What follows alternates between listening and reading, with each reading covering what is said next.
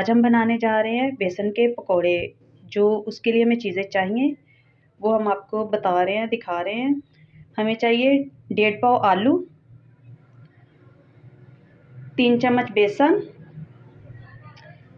2 हरी मिर्चें, 1.5 प्याज, एक छोटी प्याज एक बड़ी, और ये 1 चम्मच है सूखा धनिया। आपने सूखा धनिया यही इस्तेमाल करना है, पाउडर इस्तेमाल नहीं करना। और ये चंद पत्ते हैं पुदीने के, इससे टेस्ट अच्छा आएगा। और ये ज़ीरा है, ज़ीरा मैंने तवे पे गरम करके इसको हाथ पे मसला है, इससे फ्लेवर अच्छा आएगा। और ये कसूरी मेथी है, और ये सुरख मिर्च है, और ये नमक। अभी हम आपको ये सारा तैयार करके फिर बताते हैं कि जो हम चीज़ें कैसे मिक्स करना है, और आपने इसको वैसे ही फॉलो करना है जो हम जैसे आपको बताएंगे। जी गाइस, जब तक हम ये सारे मसाले मिक्स करेंगे आप हमारे चैनल को लाइक करें, सब्सक्राइब करें और शेयर करना मत भूलिए। जी गाइस, ये देखें, आलू आपने ऐसे बारीक काटने हैं, मोटे नहीं काटने। अगर मोटे आप आलू काटेंगे तो वो ब्लैक की तरफ जाएंगे और अंदर से आलू कच्चे रह जाएंगे। ये देखें इतने, ये देखें नज़र आ रहा है, ये देखें। जी गाइस, अब हमने ये 2 चम्मच मैंने डाल दिए पहले, और ये थोड़ा सा बच गया। ये आप अपने हिसाब से कम ज़्यादा अपनी फैमिली के हिसाब से बना सकते हैं, कम ज़्यादा। बाकी हम फैमिली में थोड़े लोग हैं, तो ये देखिए आपने इसको मिक्स करके इसमें हाफ़ कप, जो चाय पीते हैं आप जिस कप में, वो जाएगा ना हाफ़ कप पानी का। तो अगर आप कम बना रहे हैं बेसन तो आप थोड़ा थोड़ा पानी मिक्स करके फिर इसमें आप करिएगा, और ज़्यादा पानी है, ठीक है। ये देखिए ऐसा आपका थिक सा होना चाहिए पकोड़े बनाने के लिए सारा मसाला जो आपने तैयार करना है। अगर आप ये पतला करेंगे तो पकोड़े अच्छे नहीं बनेंगे। अगर ये ऐसे का होगा तो क्रिस्पी से पकोड़े बनेंगे, नरम नरम या वो सख्त से अंदर से हो जाते हैं, वो नहीं होंगे।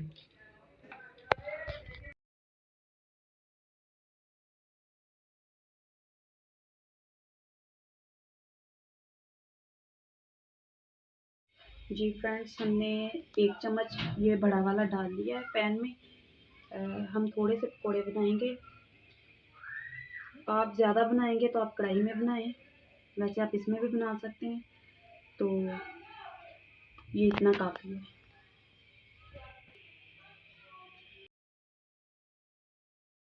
ये आपने पहले थोड़ा सा डाल के चेक कर लेना है कि ऑयल गर्म हुआ है या नहीं। ये देखें ऑयल गर्म हो गया। अभी हम इसको चेक करेंगे निकाल के। आप नमक मिर्च ऐसे चेक करेंगे, ठीक है। जब सारे पकौड़े बन जाएंगे फिर आपको फ़ायदा नहीं होगा कि नमक कम ज़्यादा है। इस तरह आप चेक करेंगे तो आपको पता चल जाएगा। नमक कम ज़्यादा होगा तो आप उसको बैलेंस कर सकते हैं।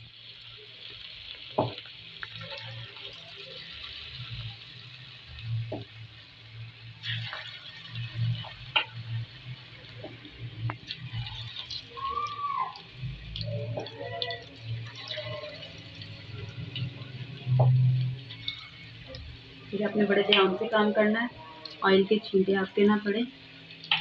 अपना भी ख्याल रखें और आप अपने आसपास खड़े लोगों का भी।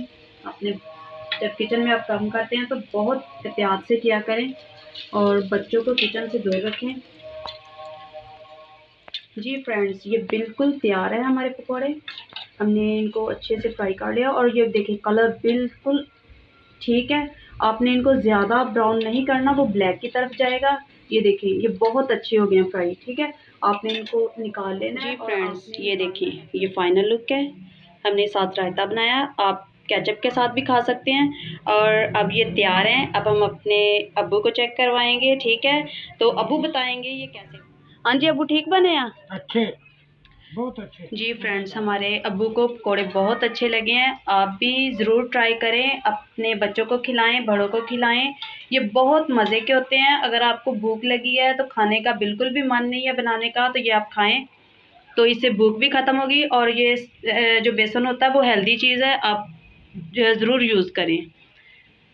तो ये देखिए अभी हम और ज़्यादा बना रहे हैं क्योंकि अब्बू को वो बहुत पसंद है, अब्बू खा रहे हैं। तो अभी ये हम दोबारा बना रहे हैं। तो प्लीज़ काइंडली हमारे चैनल को लाइक किया करें, सब्सक्राइब किया करें और शेयर करना मत भूलें। शुक्रिया।